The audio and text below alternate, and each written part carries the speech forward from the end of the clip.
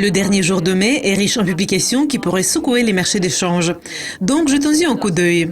La première publication va paraître à 6 heures et c'est celle des ventes de détail de l'Allemagne pour avril. En mars, les ventes ont reculé plus que prévu, ayant enregistré leur plus forte baisse sur presque un an.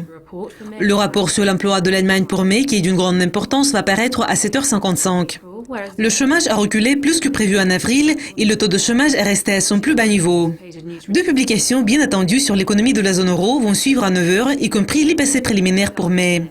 Le taux d'inflation toujours bas reste la principale préoccupation pour la Banque centrale européenne et en avril, les données n'ont apporté aucun soulagement car l'IPC annuel a glissé au-dessous de zéro. Le taux de chômage pour avril va paraître à la même heure. En mars, les données sur le chômage ont surpris à la hausse car le taux a reculé de 0,2 points de pourcentage. Les revenus et les dépenses personnelles des États-Unis pour avril, qui sont bien attendus, vont paraître à 12h30 GMT. Les revenus ont connu une forte croissance en mars, mais les dépenses n'ont pas progressé. Une publication d'une grande importance pour les traders du UR va paraître à la même heure et c'est celle du PIB du Canada pour mars. Cette publication va inclure également les données du premier trimestre. Le PIB a légèrement reculé en février après 2 mois d'une croissance meilleure que prévue.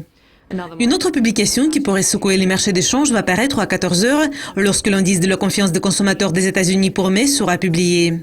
L'indice a glissé en avril, mais on prévoit que cette publication va montrer un rebond.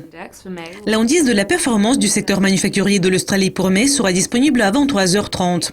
L'indice a perdu 4,7 points en avril, mais il reste bien dans le territoire positif. Le PIB du premier trimestre de l'Australie, qui est bien surveillé, va suivre à 1h30. L'économie australienne a progressé plus que prévu au dernier trimestre de 2015, ayant enregistré un fort gain de 1,1% au cours du trimestre précédent. Le PMI manufacturier de la Chine pour mai va paraître 15 minutes plus tard. L'indice reste dans le territoire négatif depuis 15 mois, poussé plus bas par la baisse des exportations. La version finale du PMI manufacturier du Japon pour mai va conclure l'ordre du jour à 2 heures. Une estimation préliminaire met l'indice à son plus bas niveau depuis la fin de 2012. Je m'appelle Lucie Palfreeman et c'était le calendrier économique pour mardi 31 mai. Ne manquez pas notre prochaine révision de publications les plus importantes prévues pour mercredi. Au revoir.